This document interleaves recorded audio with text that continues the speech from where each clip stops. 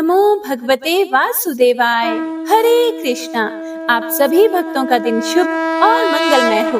बृहस्पति देव का आशीर्वाद आप सभी भक्तों पर सदा सर्वदा बना रहे। आइए सुनते हैं बृहस्पतिवार व्रत कथा। भारतवर्ष में एक प्रतापी और दानी राजा राज्य करता था।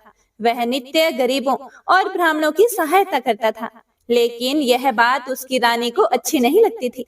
वह ना ही गरीबों को दान देती, ना ही भगवान का पूजन करती थी, और राजा को भी दान देने से मना किया करती थी।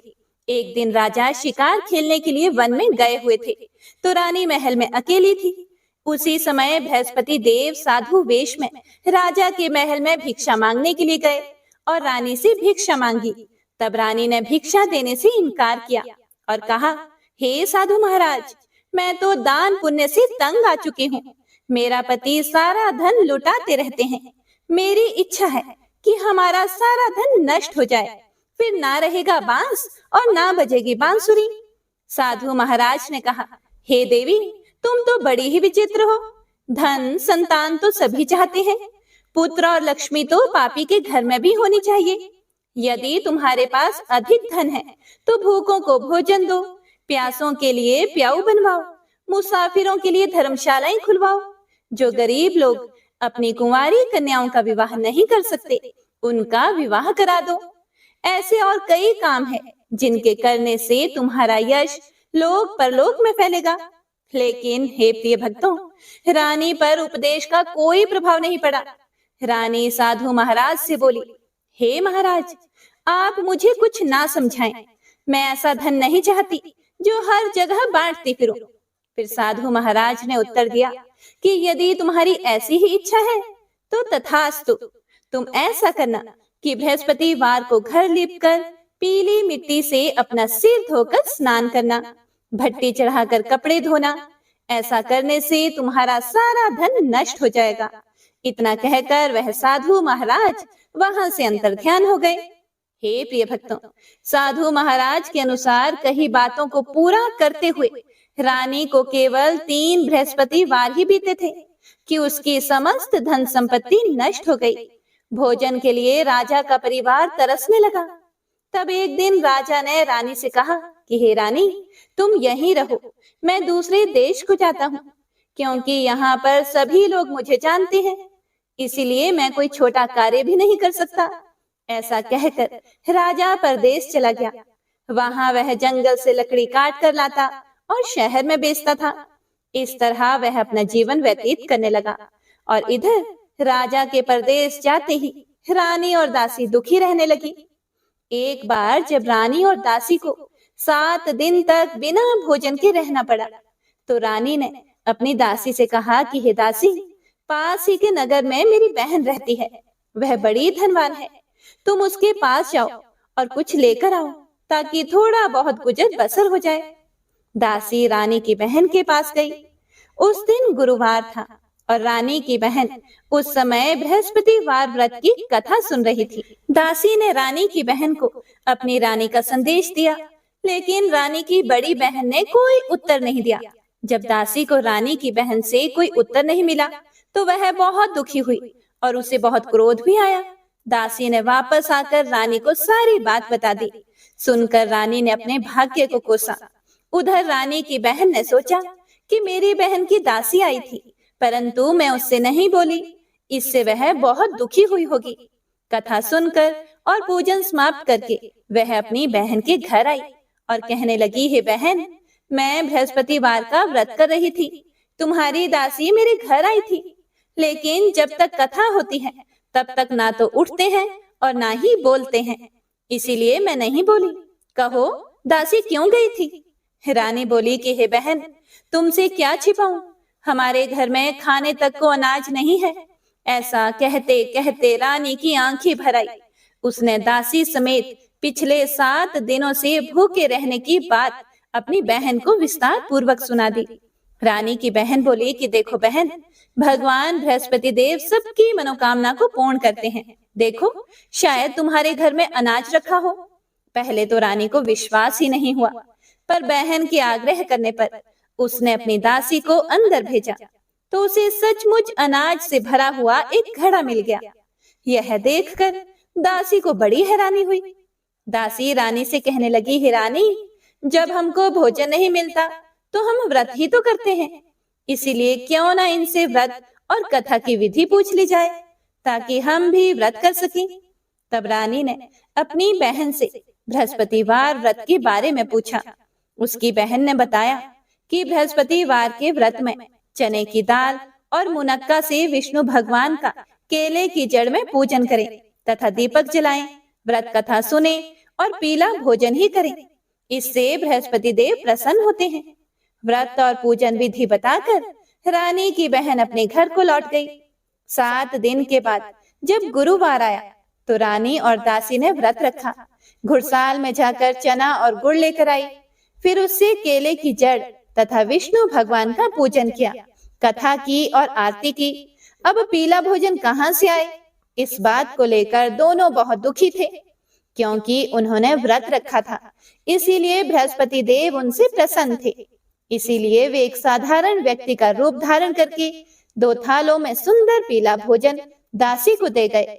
भोजन पाकर दासी प्रसन्न हुई और फिर रानी के साथ मिलकर भोजन ग्रहण किया। उसके बाद वे सभी गुरुवार को व्रत और पूजन करने लगे। बृहस्पति देव भगवान की कृपा से उनके पास फिर से धन संपत्ति आ गई, परंतु रानी फिर से पहले की तरह आलस्य करने लगी। यह देखकर दासी बोली कि देखो रानी, तुम पहले भी इस प्रकार आलस्य करती थी, तुम्हें धन रखने में कष्ट होता था, इस कारण सभी धन नष्ट हो गया था, और अब जब भगवान बृहस्पति देव की कृपा से धन मिला है तो तुम्हें फिर से आलस्य होता है। रानी को समझाते हुए दासी कहती है कि बड़ी मुसीबतों के बाद हमने यह धन पाया है, इसीलिए हमें दान पुण्य करना चाहिए, भूखे मनुष्यों को भोजन कराना चाहिए और धन को शुभ कार्यों में खर्च करना चाहिए, जिससे तुम्हारे कुल का यश बढ़ेगा और स्वर्ग की प्राप्ति होगी और पितृ प्रसन्न होंगे। हे प्रिय भक्तों, दासी की बात मानकर रानी अपना धन शुभ कार्यों में खर्च करने लगी, जिससे पूरे नगर में उसका यश फैलने लगा। एक दिन रानी और दासी आपस में विचार करने लगी कि ना जाने राजा किस दशा में होंगे, उनकी कोई खोज खबर भी नहीं है। उन्होंने श्रद्धा पूर्वक बृहस्पति भगवान से प्रार्थना की कि राजा जहाँ कहीं भी हो शीघ्र वापस आ जाएं। उधर राजा प्रदेश में बहुत दुखी रहने लगा। वह प्रतिदिन जंगल से लकड़ियां काट कर लाता और उसे शहर में बेचकर अपने दुखी जीवन को बड़ी कठिनता से व्यतीत कर रहा था। एक दिन दुखी होकर अपनी पुरानी बातों को याद करके वह राजा रोने लगा और उदास हो गया। उसी समय राजा के पास बृहस्पति देव साधु के वेश में आकर बोले, हे लकड़हारे, तुम इस सुनसान जंगल में किस चिंता में बैठे हो, मुझे बताओ। यह सुनकर राजा की आंखों में आंसू आ गए। राजा ने हाथ जोड़कर साधु महाराज को प्रणाम किया और संपूर्ण कहानी सुना दी।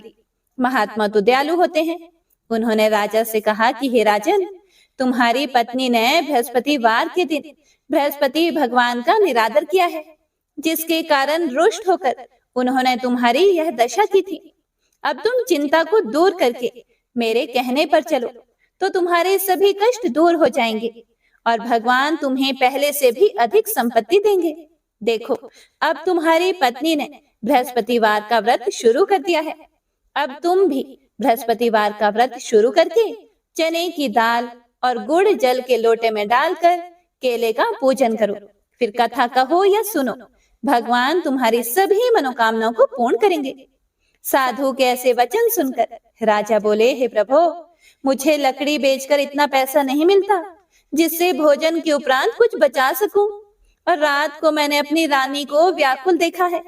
मेरे पास कोई साधन भी नहीं है जिससे मैं उसकी खबर मंगा सकूं। फिर मैं कौन सी कहानी कहूं, यह भी मुझे नहीं मालूम। साधु महाराज बोले, हे राजन, मन में बृहस्पति भगवान के पूजन व्रत का निश्चय करो, वे स्वयं ही तुम्हारे लिए कोई ना कोई राह बना देंगे। बृहस्पतिवार के दिन तुम रोजाना की तरह लकड़ियां लेकर शहर को जाओ। तुमको रोज से दुगुना धन प्राप्त होगा, जिससे तुम भली भांति भोजन कर लोगे तथा बृहस्पति देव की पूजा का सामान भी आ जाएगा। और तुमने जो बृहस्पतिवार की कहानी के बारे में मुझसे पूछा है वह इस प्रकार है, सुनो। साधु वेश में भगवान बृहस्पति देव उसे कहानी सुनाते हुए बोले कि प्राचीन काल में एक ब्राह्मण रहता था। वह बहुत निर्धन था, उसके कोई संतान नहीं थी। उसकी पत्नी बहुत मलिनता के साथ रहती थी। वह स्नान नहीं करती थी, किसी देवता का पूजन नहीं करती थी। इससे ब्राह्मण देवता बड़े दुखी थे। बेचारे बहुत कुछ कहते थे, किंतु उसका कुछ परिणाम नहीं निकला। भगवान की कृपा से ब्राह्मण की पत्नी के कन्या रूपी रत्न पैदा हुआ। कन्या बड़ी होने पर प्रातः स्नान करके विष्णु भगवान का जाप व बृहस्पतिवार का व्रत करने लगी। अपने पूजन पाठ को समाप्त करके विद्यालय जाती तो अपनी मुट्ठी में जौ भर कर ले जाती और पाठशाला के रास्ते में डालती जाती। तब ये जौ स्वर्ण के हो जाते। लौटते समय उनको बीन कर घर ले आती थी। एक दिन वह बालिका सूप में उस सोने के जौ को पटक कर साफ कर रही थी कि उसके पिता ने देख लिया और उससे कहा कि बेटी, सोने के जौ के लिए सोने का सूप होना चाहिए। दूसरे दिन बृहस्पतिवार था। इस कन्या ने व्रत रखा और बृहस्पति देव से प्रार्थना करके कहा कि मैंने आपकी पूजा सच्चे मन से की हो तो मेरे लिए सोने का सूप दे दो। बृहस्पति देव ने उसकी प्रार्थना स्वीकार कर ली। रोजाना की तरह वह कन्या जौ फैलाती हुई जाने लगी। जब लौटकर जौ बीन रही थी तो बृहस्पति देव की कृपा से सोने का सूप मिला। उसे वह घर ले आई और उसमें जौ साफ करने लगी, परंतु उसकी माँ का वही ढंग रहा। एक दिन की बात है, वह कन्या सोने के सूप में जौ साफ कर रही थी। उस समय उस शहर का राजपुत्र वहां से होकर निकला। इस कन्या के रूप और कार्य को देखकर वह मोहित हो गया तथा अपने घर आकर भोजन तथा जल त्याग कर उदास होकर लेट गया। राजा को इस बात का पता लगा तो अपने प्रधानमंत्री के साथ उसके पास गए और बोले, हे पुत्र, तुम्हें किस बात का कष्ट है? किसी ने अपमान किया है अथवा और कारण हो तो कहो, मैं वही कार्य करूंगा जिससे तुम्हें प्रसन्नता हो। अपने पिता की राजकुमार ने बातें सुनी तो वह बोला कि मुझे आपकी कृपा से किसी बात का दुख नहीं है, किसी ने मेरा अपमान भी नहीं किया है, परंतु मैं उस लड़की से विवाह करना चाहता हूँ जो सोने के सूप में जौ साफ कर रही थी। यह सुनकर राजा आश्चर्य में पड़ा और बोला, हे पुत्र, इस तरह की कन्या का पता तुम ही लगाओ, मैं उसके साथ तेरा विवाह अवश्य ही करवा दूंगा। राजकुमार ने उस लड़की के घर का पता बताया। तब मंत्री उस लड़की के घर गए और ब्राह्मण देवता को सभी हाल बतलाया। ब्राह्मण देवता राजकुमार के साथ अपनी कन्या का विवाह करने के लिए तैयार हो गए तथा विधि विधान के अनुसार ब्राह्मण की कन्या का विवाह राजकुमार के साथ हो गया। कन्या के घर से जाते ही पहले की भांति उस ब्राह्मण देवता के घर में गरीबी का निवास हो गया। अब भोजन के लिए भी अन्न बड़ी मुश्किल से मिलता था। एक दिन दुखी होकर ब्राह्मण देवता अपनी पुत्री के पास गए। बेटी ने पिता की दुखी अवस्था को देखा और अपनी माँ का हाल पूछा। तब ब्राह्मण ने सभी हाल कहा। कन्या ने बहुत सा धन देकर अपने पिता को विदा कर दिया। इस तरह ब्राह्मण का कुछ समय सुखपूर्वक व्यतीत हुआ। कुछ दिनों के बाद फिर से वही हाल हो गया। ब्राह्मण फिर अपनी कन्या के यहाँ गया और सारा हाल कहा तो लड़की बोली, हे पिताजी, आप माता जी को यहाँ लाओ, मैं उन्हें विधि बता दूंगी जिससे गरीबी दूर हो जाए। वह ब्राह्मण देवता अपनी पत्नी को साथ लेकर पहुंचे तो अपनी माँ को वह समझाने लगी कि हे माँ, आप प्रातः काल प्रथम स्नान आदि करके विष्णु भगवान का पूजन करो तो सब दरिद्रता दूर हो जाएगी। परंतु उसकी माँ ने एक भी बात नहीं मानी और प्रातः काल उठकर अपनी पुत्री के बच्चों की जूठन को खा लिया। इससे उसकी पुत्री को भी बहुत गुस्सा आया और एक रात को कोठरी से सभी सामान निकाल दिया और अपनी माँ को उसमें बंद कर दिया। प्रातः काल उसे निकाला तथा स्नान आदि कराकर पाठ करवाया तो उसकी माँ की बुद्धि ठीक हो गई और फिर प्रत्येक बृहस्पतिवार को व्रत रखने लगी। इस व्रत के प्रभाव से उसके माँ बाप बहुत ही धनवान और पुत्रवान हो गए और बृहस्पति जी के प्रभाव से इस लोक के सुख भोग कर स्वर्ग को प्राप्त हुए। कथा कहकर साधु बने बृहस्पति देव वहां से अंतर ध्यान हो गए। धीरे धीरे समय व्यतीत होने पर फिर वही बृहस्पतिवार का दिन आया। लकड़हारा जंगल से लकड़ी काटकर किसी शहर में बेचने गया। उसे उस दिन और दिन से अधिक पैसा मिला। राजा ने चना गुड़ आदि लाकर गुरुवार का व्रत किया। उस दिन से उसके सभी दुख दूर हुए। परंतु जब दोबारा गुरुवार का दिन आया तो बृहस्पतिवार का व्रत करना वह भूल गया। इस कारण बृहस्पति भगवान नाराज हो गए। उस दिन उस नगर के राजा ने विशाल यज्ञ का आयोजन किया तथा शहर में यह घोषणा करा दी कि कोई भी मनुष्य अपने घर में भोजन ना बनाए, न आग जलाए। समस्त जनता मेरे यहाँ भोजन करने आए। इस आज्ञा को जो नहीं मानेगा उसे फांसी दी जाएगी। इस तरह की घोषणा संपूर्ण नगर में करवा दी गई। राजा की आज्ञा के अनुसार शहर के सभी लोग भोजन करने गए, लेकिन लकड़हारा कुछ देर से पहुंचा। इसीलिए राजा उसको अपने साथ घर ले गए और घर ले जाकर भोजन करा रहे थे तो रानी की दृष्टि उस खूंटी पर पड़ी जिस पर उसका हार लटका था। वह वहां पर दिखाई नहीं दिया। रानी ने निश्चय किया कि मेरा हार इस मनुष्य ने चुरा लिया है। उसी समय सिपाहियों को बुलाकर उसको कारागार में डलवा दिया गया। जब लकड़हारा कारागार में पड़ गया और बहुत दुखी होकर सोचने लगा कि ना जाने कौन से पूर्व जन्म के कर्म से मुझे यह दुख प्राप्त हुआ है, और उसी साधु को याद करने लगा जो कि जंगल में मिला था। उसी समय तत्काल बृहस्पति देव साधु के रूप में प्रकट हुए और उसकी दशा को देखकर कहने लगे, अरे मूर्ख, तूने बृहस्पति देव की कथा नहीं की, इस कारण तुझे दुख प्राप्त हुआ है। अब चिंता मत कर। बृहस्पतिवार के दिन कारागार के दरवाजे पर 4 पैसे पड़े मिलेंगे। उनसे तू बृहस्पति देव की पूजा करना, तेरे सभी कष्ट दूर हो जाएंगे। बृहस्पतिवार के दिन उसे 4 पैसे मिले। लकड़हारे ने कथा कही। उसी रात्रि को बृहस्पति देव ने उस नगर के राजा को स्वप्न में कहा कि हे राजन, तुमने जिस आदमी को जेल में बंद कर दिया है वह निर्दोष है। वह एक राजा है, उसे छोड़ देना। रानी का हार उसी खूंटी पर लटका है। अगर तू ऐसा नहीं करेगा तो मैं तेरे राज्य को नष्ट कर दूंगा।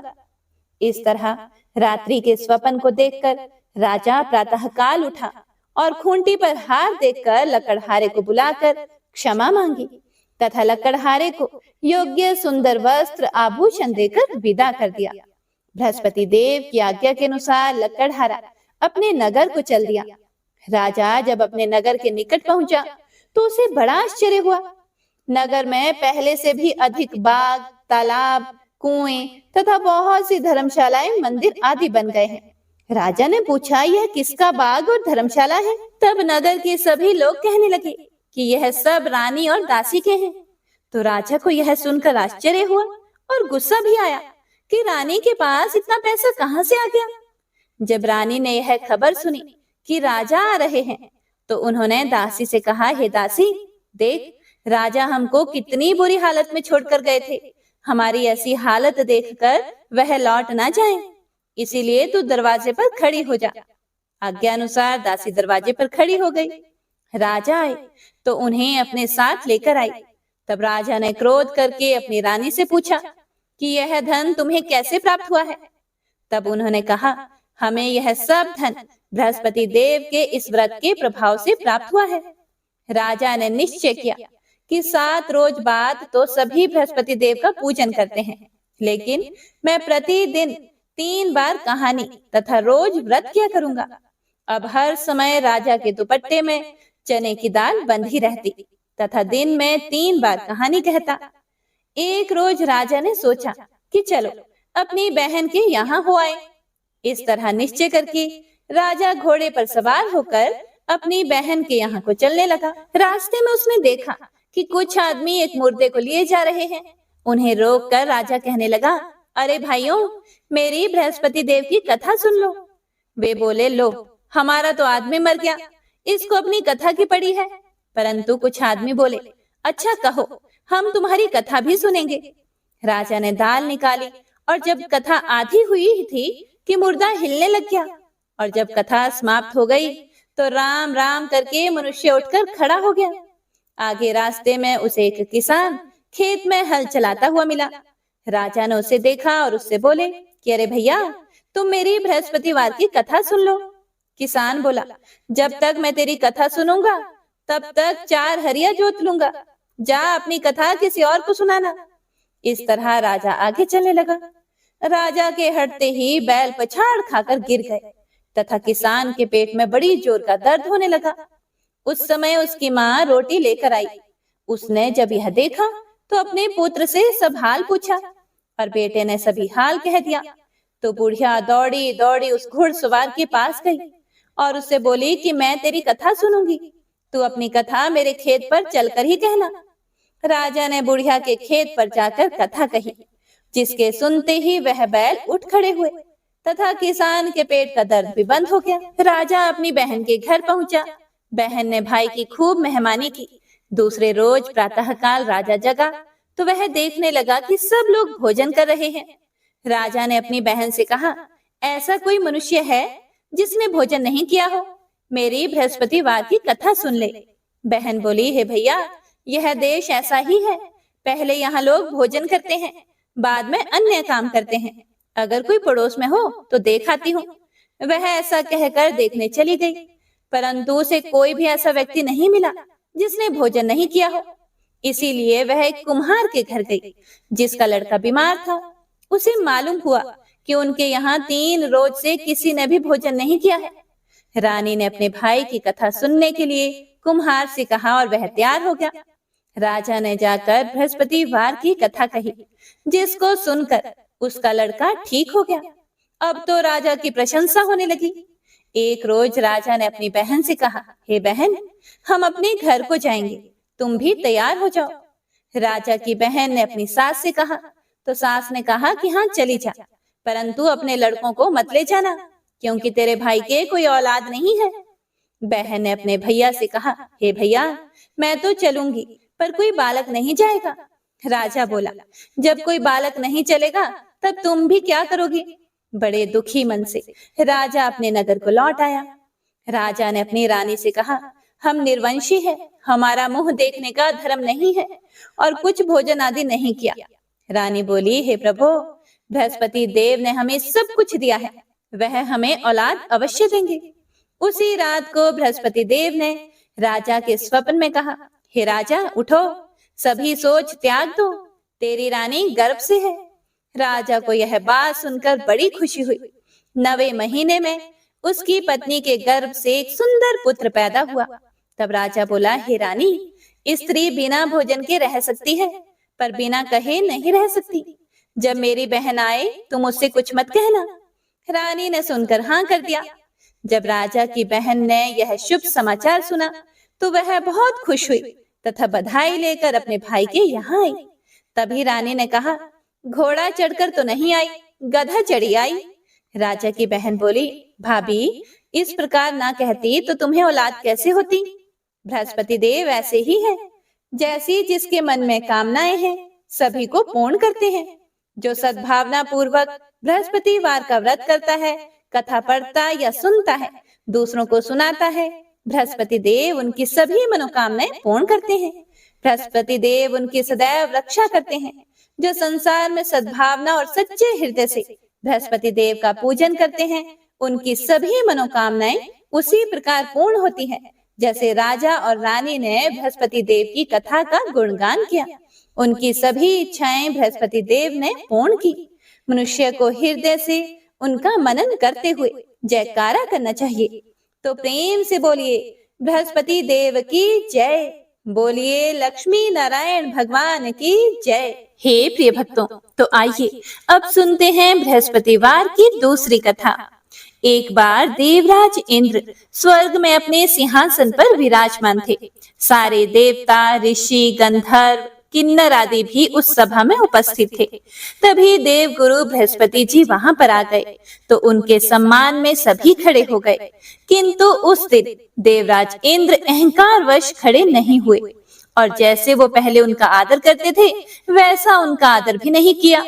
देव गुरु बृहस्पति जी इसे अपना अनादर समझकर वहां से चले गए। तब देवराज इंद्र को अपने किए पर बड़ा दुख हुआ। उन्हें लगा कि उन्होंने देव गुरु का अनादर कर दिया है और देव गुरु उनसे रुष्ट हो गए हैं। उन्हें अपनी भूल का एहसास हो गया था। देवराज ने सोचा कि देव गुरु के आशीर्वाद से ही उन्हें स्वर्ग का वैभव मिला है, वो अपने क्रोध से सब नष्ट कर सकते हैं। इसीलिए उनके क्षमा मांगने का विचार कर देवराज इंद्र उनके पास गए। देवगुरु बृहस्पति जी ने अपने योग बल से जान लिया था कि देवराज इंद्र उनसे क्षमा मांगने के लिए यहाँ आ रहे हैं, लेकिन क्रोधवश उनसे भेंट न करने की इच्छा से देवगुरु वहां से अंतर ध्यान हो गए। जब देवराज इंद्र को देवगुरु बृहस्पति जी वहां नहीं मिले तो वे निराश होकर वापस लौट गए। यह समाचार जब दैत्यों के राजा वृषवर्मा ने सुना तो उसने दैत्य गुरु शुक्राचार्य से भेंट की और उनकी आज्ञा से इंद्रलोक पर आक्रमण कर दिया। देवगुरु की कृपा प्राप्त न होने के कारण देवता दैत्यों से हारने लगे। तब देवताओं ने ब्रह्मा जी को सारा वृतांत सुनाया और उनसे सहायता मांगी। तब ब्रह्मा जी ने उनसे कहा कि तुमसे बहुत बड़ा अपराध हुआ है जो तुमने देवगुरु को क्रोधित कर दिया है। अब अगर तुम अपना कल्याण चाहते हो तो त्वष्टा ब्राह्मण का पुत्र विश्वरूपा जो बड़ा तपस्वी और ज्ञानी है उसे अपना पुरोहित बना लो, तभी तुम्हारा कल्याण हो सकता है। ब्रह्मा जी के वचन सुनते ही देवराज इंद्र त्वष्टा के पास पहुंच गए और बड़े ही विनम्र भाव से त्वष्टा से निवेदन किया कि आप हमारे पुरोहित बनकर हमारा कल्याण करें। देवराज का निवेदन सुनकर त्वष्टा ने कहा कि पुरोहित बनने से तपोबल घट जाता है, परंतु आप इतनी विनती कर रहे हो तो मेरा पुत्र विश्वरूपा आपका पुरोहित बनकर आपकी रक्षा करेगा। पिता की आज्ञा से विश्वरूपा ने देवताओं का पुरोहित बनकर अपने पूर्ण प्रयत्न किए। प्रभु कृपा से देवराज इंद्र ने वृषवर्मा को युद्ध में परास्त करके अपने सिंहासन को पुनः प्राप्त कर लिया। त्वष्टा के पुत्र विश्वरूपा के 3 मुंह थे। एक मुंह से वह सोमपली लता का रस पीते, दूसरे मुंह से मदिरा और तीसरे मुंह से अन्न आदि का भोजन करते थे। देवराज इंद्र ने कुछ दिनों के बाद विश्वरूपा से कहा कि मैं आपकी सहायता से यज्ञ करना चाहता हूँ। फिर विश्वरूपा ने आज्ञा अनुसार यज्ञ प्रारंभ कर दिया। तब विश्वरूपा से एक दैत्य ने कहा कि तुम्हारी माता दैत्य कन्या है, इसीलिए हमारे कल्याण के निमित्त इस यज्ञ में आप एक आहुति दैत्यों के नाम पर भी दिया करेंगे तो आपकी कृपा होगी। विश्वरूपा दैत्य की बात मानकर यज्ञ में आहुति देते समय दैत्य का नाम धीरे से लेना शुरू कर देते हैं। इस कारण यज्ञ करने पर भी देवताओं के तेज में वृद्धि नहीं हुई। देवराज इंद्र को जब सारा वृतांत पता चला तो उन्होंने क्रोध में आकर विश्वरूपा के 3 सिर काट डाले। अब मद्यपान करने वाले मुंह से भंवरा, सोमबलि का रस पीने वाले मुख से कबूतर और अन्न आदि खाने वाले मुख से तीतर बन गया। ब्रह्म हत्या के प्रभाव से इंद्र का स्वरूप ही बदल गया। देवताओं ने पूरे 1 वर्ष तक पश्चाताप किया, पर फिर भी ब्रह्म हत्या के पाप के प्रभाव से वे छूट ना पाए। तब सभी देवताओं ने ब्रह्मा जी से प्रार्थना की कि वह देवगुरु बृहस्पति जी को साथ लेकर उनकी सहायता करें। तब ब्रह्म हत्या के पाप के 4 भाग किए, उनमें से 1 भाग पृथ्वी को दिया। इसी कारण धरती कहीं ऊंची तो कहीं नीची और कहीं बंजर होती है। ब्रह्मा जी ने पृथ्वी को यह वरदान दिया कि धरती में जहाँ गड्ढा होगा वो समय आने पर स्वतः ही भर जाएगा। दूसरा भाग वृक्षों को दिया, जिस कारण उनमें से गोंद बहता है और गूगल के अतिरिक्त सब गोंद अशुद्ध माने जाते हैं। ब्रह्मा जी ने वृक्षों को यह वरदान दिया कि ऊपर से सूखने पर भी जड़ फिर से फूट जाती है। तीसरा भाग स्त्रियों को दिया, जिस कारण स्त्रियां हर महीने रजस्वला होती हैं। प्रथम दिन वो चांडालिनी, दूसरे दिन वो ब्रह्मघातिनी और तीसरे दिन वो धोबिन के समान रहकर चौथे दिन शुद्ध होती हैं। ब्रह्मा जी ने स्त्रियों को संतान प्राप्ति का वरदान दिया। चौथा भाग जल को दिया, जिस कारण जल के ऊपर फेन और सिवाल आदि आ जाते हैं। ब्रह्मा जी ने जल को यह वरदान दिया कि उसे जिस चीज में डाला जाएगा उसका भार बढ़ जाएगा। देवराज इंद्र को इस प्रकार से ब्रह्म हत्या के पाप से मुक्ति मिली। जो भी मनुष्य इस कथा को पढ़ता, सुनता या सुनाता है, उसके सभी पाप देवगुरु बृहस्पति जी की कृपा से नष्ट हो जाते हैं। तो सभी भक्तजन प्रेम से बोलिए श्री हरि विष्णु भगवान की जय, बोलिए बृहस्पति देव की जय। तो आइए अब सुनते हैं बृहस्पति देव की आरती। ओम जय बृहस्पति देवा, ओम जय बृहस्पति देवा, छिन्न छिन्न भोग लगाऊं कदली फल मेवा। ओम जय बृहस्पति देवा, तुम पूर्ण परमात्मा तुम अंतर्यामी, जगत पिता जगदीश्वर तुम सबके स्वामी। ओम जय बृहस्पति देवा, चरणामृत निज निर्मल, सब पातक हरता, सकल मनोरथ दायक, कृपा करो भरता। ओम जय बृहस्पति देवा, तन मन धन अर्पण कर, जो जन शरण पड़े, प्रभु प्रकट तब हो करे, आकर द्वार खड़े। ओम जय बृहस्पति देवा, दीन दयाल दयानिधि, भक्तन हितकारी, पाप दोष सब हरता, भव बंधन हारी। ओम जय बृहस्पति देवा, सकल मनोरथ दायक, सब संशय तारो, वेश विकार मिटाओ, संतन सुखकारी। ओम जय बृहस्पति देवा, जो कोई आरती तेरी प्रेम सहित गावे, ज्येष्ठ आनंद बंद सो निश्चय ही पावे। ओम जय बृहस्पति देवा, ओम जय बृहस्पति देवा।